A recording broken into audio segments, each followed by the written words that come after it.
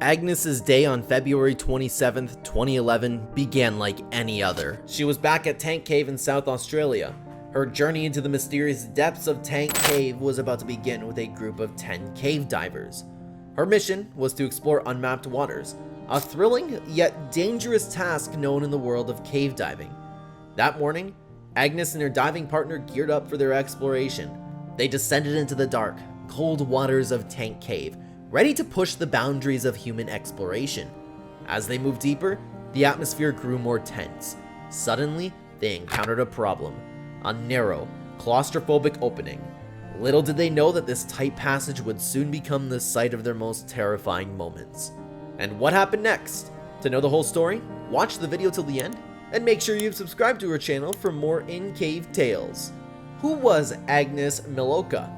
Today's video is not just about any ordinary explorer or diver who had been diving for a while, having little experience and a mediocre passion for cave exploration.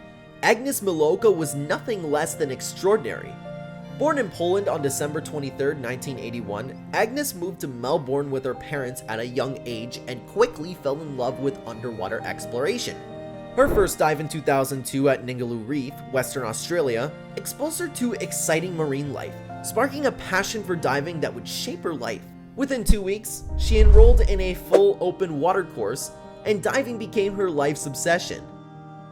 Initially, she was attracted towards colorful reefs and fish, but Agnes's interest soon shifted to shipwrecks due to their haunting beauty and untold stories. The wreck of the J-14 submarine in Victorian waters particularly fascinated her, solidifying her desire to explore the deep. Her enthusiasm led her to pursue a graduate diploma in maritime archaeology at Flinders University, transforming her from an ordinary diver to a professional maritime archaeologist. Agnes's hobby of untouched wrecks took her to the depths, where she mastered the use of complex diving tools and special gases. Her first taste of cave diving came in 2004 at Pankey Ponds, Mount Gambier. The experience of swimming with a diverse group of aquatic life enchanted her, and a sudden encounter with a 40-meter deep shaft ignited her to explore even further. By 2005, Agnes was fully immersed in cave diving, fascinated by the strange and dangerous world of underwater caves. Living in Florida's cave country for a year, she honed her skills in navigating maze-like tunnels, laying kilometers of line through various cave systems. Her most notable achievement was connecting Peacock Spring to Baptizing Spring, extending the system by over 2 miles. Agnes's cave diving adventures took her to stunning locations in Australia, Mexico, and the Bahamas, earning her a reputation as a key figure in Australian cave exploration. She also set the record for the deepest female cave dive in Australian caves, and reached the far end of the Cocklebiddy Cave, the longest cave in the country. Agnes's small physique gave her a unique advantage, allowing her to navigate tight restrictions that many other divers couldn't. Known for her daredevil approach, she often practiced no mounting, where she removed her tanks to maneuver through narrow passages.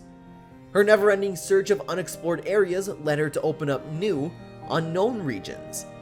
But Agnes did more than just explore. She used to capture her adventures on camera, sharing photos and videos with the world through her website and blog. Her post offered a glimpse into her passion for diving, covering everything from exploring airplane wrecks to the complex art of cave diving. On December 7th, 2010, she had shared on her blog, "I've had my fair share of issues underwater. Regulator and scooter failures, suit and BC inflation problems, being lost, tangled in lines, stuck in tight places, and stung by creatures. None of these have been close calls, just minor bumps along the road. As long as you don't panic, and are well prepared, and have had decent training, you should be able to manage the situation. The lessons are clear. Don't do stupid stuff. When you do, eventually, your luck runs out." Agnes lived her life to the fullest, embracing the risks of diving because the rewards were worth it. "I'm not scared of dying," she once said. "Anyone can pass away at any point, so you have to live your life as if tomorrow could be your last day. I love diving, and nothing will ever stop me from doing it." Unfortunately, with every extreme sport comes inherent danger. Agnes acknowledged these risks, but for her, the thrill and discovery outweighed the danger. Her final blog post about the Tank Cave on November 30th, 2010 described it as a hidden gem in South Australia's Mount Gambier, famous among cave divers for its 23,000-foot maze of passages.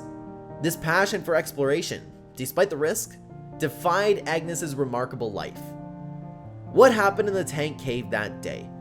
The day arrived when the dive was planned. Andy Higgins, a fellow cave diver and the day's guide, opened the gate to the cave and set up the ladder for the divers to enter. Throughout the morning, divers went in and out, always ensuring one person remained on dry land near the cave's entrance. When Agnes and her diving partner entered Tank Cave, they encountered something uncommon. A narrow passage that was not present on the map, meaning it wasn't discovered yet. By noon, 9 of the 10 divers had safely exited the cave, leaving only Agnes behind. No one from the diving group knew that Agnes had planned to explore a particularly narrow passageway. So, without informing anyone from the group or signaling anything, Agnes and her diving partner went with their plan to explore this newly discovered hole. Since Agnes had previously laid down nearly 1,000 feet of line in this cave, she was very much confident she knew that there were numerous unexplored tunnels waiting to be discovered. So, without thinking much about the risks, she started off her exploration with her dive buddy. As they proceeded with their dive, Agnes and her dive buddy intentionally separated to tackle the tricky part that was only possible if one person moves through at a time. To pass through the narrow opening, she had to leave behind one of her cylinder, which she intended to use as a backup while returning. She managed to get through the barrier, but couldn't proceed further, maybe because there was a dead end ahead. Realizing she was stuck, Agnes tried to turn around, but the passage had become clogged with dirt, blocking her visibility. She tried to exit backwards but couldn't move. With extreme squeeze and turns, she managed to turn her head back, but unfortunately, on a return, she got lost due to the silt in the water. She had already lost enough of her gas while trying to get out of the narrow hole, and soon, she ran out of gas and drowned, unable to reach her backup cylinder. While Agnes was diving, her fellow other divers waited patiently on the surface, but as minutes turned into hours, it became clear that something had gone terribly wrong. Agnes had disappeared into the pitch-black cave and not returned. At this point, even Agnes's dive buddy was unaware of what was happening because he was supposed to wait at a certain point until Agnes's showed up. So, after an hour of waiting underwater, Agnes's dive buddy surfaced, prompting Higgins to call the water police. The rescue operation lasted all day and night, and later that night, they found Agnes's body in the tank cave. However, it took a few days for the rescue teams to prepare her retrieval.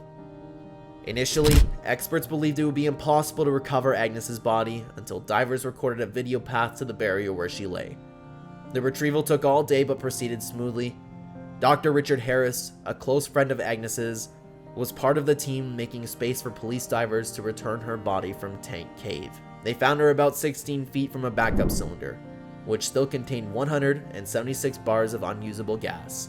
The recovery operation spanned 4 days, involving numerous dives with very low visibility, until Agnes's body was safely retrieved and handed over to the authorities.